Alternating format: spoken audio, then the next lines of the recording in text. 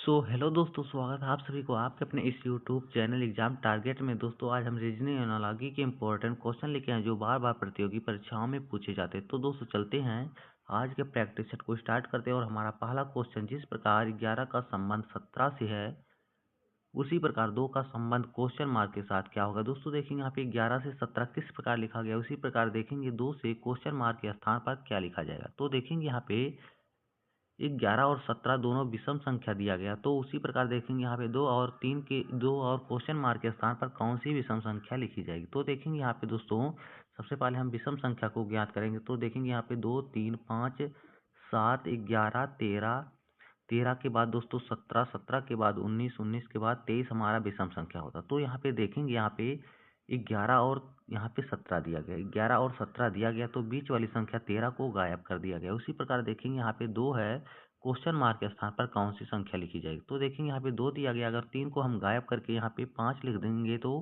हमारा right answer हो जाएगा। तो देखेंगे ऑप्शन डी में दिया गया, तो इस क्वेश्चन का राइट आंसर हो जाएगा। चलते हैं अगले क्वेश्चन को देखेंगे।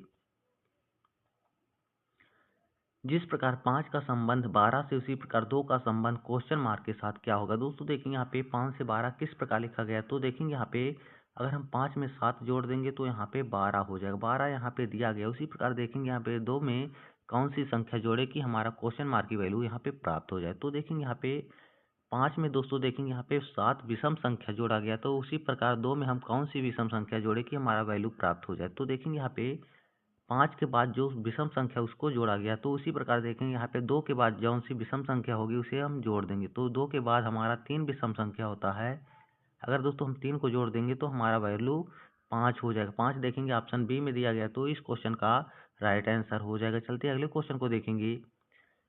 जिस प्रकार 60 का संबंध 120 से उसी प्रकार 0 का संबंध क्वेश्चन मार्क के साथ क्या होगा। दोस्तों देखिए यहाँ पे 60 से 120 किस प्रकार लिखा गया। तो देखेंगे यहाँ पे 60 अगर 60 में 2 से गुणा कर देंगे तो यहाँ पे हमें 120 हो जाएगा। उसी प्रकार देखेंगे यहाँ पे 0 है, अगर 0 का गुणा 2 से करेंगे तो हमें यहाँ पे 0 मिलेगा, लेकिन ऑप्शन में नहीं दिया गया तो हमारा गलत आंसर हो जाएगा। चलते इसे देखेंगे किस तरीके से सॉल्व किया जाएगा। यहाँ पे देखेंगे दोस्तों 60 है, अगर दोस्तों हम 4 का क्यूब कर देंगे तो हमें यहाँ पे 64 हो जाएगा, और 64 का दोस्तों देखेंगे -4 करेंगे तो यहाँ पे हमें 60 मिल जाएगा। अब दोस्तों देखेंगे यहाँ पे 120 दिया गया, अगर दोस्तों हम यहाँ पे 5 का स्क्वायर कर देंगे तो 5 का स्क्वायर करेंगे तो 125 हो जाएगा, और 125 में -5 करेंगे तो यहाँ पे हमें 120 मिल जाएगा। अब दोस्तों ध्यान से देखेंगे यहाँ पे 4 का क्यूब करके जोड़ा गया दोस्तों, उसके बाद यहाँ पे 5 का क्यूब करके फिर माइनस किया गया है। दोस्तों यहाँ पे देखेंगे 4 है और यहाँ पे 5 है, यहाँ पे क्यूब है और स्क्वायर। अब दोस्तों उसी प्रकार देखेंगे यहाँ पे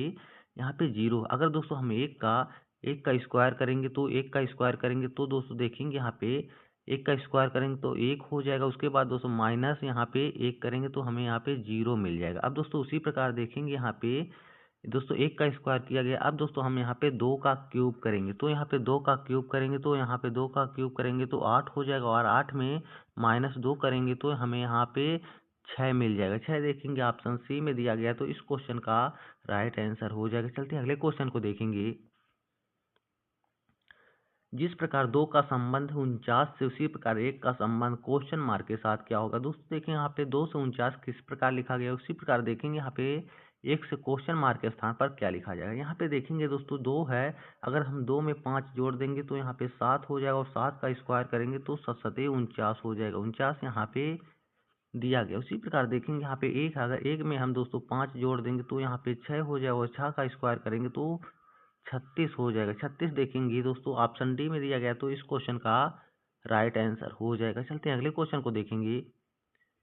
जिस प्रकार 16 का संबंध 128 से उसी प्रकार 10 का संबंध क्वेश्चन मार्क के साथ क्या होगा। दोस्तों देखेंगे यहाँ पे 16 से 128 किस प्रकार लिखा गया। अगर दोस्तों देखेंगे यहाँ पे 16, अगर 16 का हम स्क्वायर कर देंगे तो 16 का स्क्वायर करेंगे तो हो जाएगा 256 हो जाएगा, लेकिन यहाँ पे 128 दिया गया, तो दोस्तों हम बटे 2 कर देंगे तो यहाँ पे हमें काटेंगे तो हमें यहाँ पे 128 मिल जाएगा। 128 यहाँ पे दिया गया। उसी प्रकार देखेंगे यहाँ पे 10 है, अगर दोस्तों हम 10 का स्क्वायर करेंगे तो हो जाएगा 100 हो जाएगा। 100 में हम 2 से भाग दे देंगे तो हमें यहाँ पे 50 मिल जाएगा। 50 देखेंगे ऑप्शन ए में दिया गया, तो इस क्वेश्चन का राइट आंसर हो जाएगा। चलते हैं अगले क्वेश्चन को देखेंगे।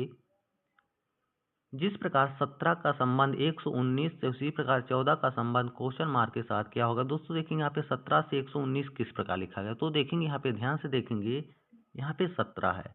अब दोस्तों इस 17 में इसी पिछली वाली संख्या 7 से हम अगर गुणा कर देंगे तो यहाँ पे हमें 119 मिल जाएगा। 119 उसी प्रकार यहाँ पे दिया गया। उसी प्रकार देखेंगे यहाँ पे 14 है। अगर दोस्तों हम इस 4 वाले संख्या से इसमें गुणा कर देंगे तो यहाँ पे 56 हो जाएगा। 56 देखेंगे दोस्तों किस ऑप्शन में, ऑप्शन बी में दिया गया, तो इस क्वेश्चन का राइट आंसर हो जाएगा। चलते हैं अगले क्वेश्चन को देखेंगे। जिस प्रकार 5 का संबंध 37 से उसी प्रकार 6 का संबंध क्वेश्चन मार्क के साथ क्या होगा। दोस्तों देखेंगे यहाँ पे 5 से 37 कैसे लिखा गया, तो देखेंगे यहाँ पे दोस्तों 5 है। अगर 5 में दोस्तों हम 6 से गुणा कर देंगे तो यहाँ पे 30 हो जाएगा, और 30 में दोस्तों हम 7 जोड़ देंगे तो यहाँ पे 37 हो जाएगा। 37 यहाँ पे दिया गया। उसी प्रकार देखेंगे यहाँ पे 6 है।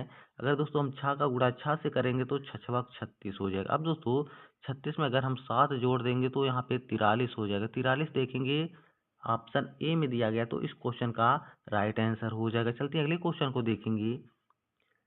जिस प्रकार 52 का संबंध 4 से उसी प्रकार 17 का संबंध क्वेश्चन मार्क के साथ क्या होगा। दोस्तों देखेंगे यहाँ पे 52 से 4 कैसे लिखा गया, तो उसी प्रकार देखेंगे यहाँ पे 17 से क्वेश्चन मार्क की वैल्यू क्या होगी। तो देखेंगे यहाँ पे दोस्तों 52 लिखा गया। अगर दोस्तों हम दोनों संख्या को अलग अलग करके और गुणा कर देंगे तो देखेंगे यहाँ पे क्या होगा।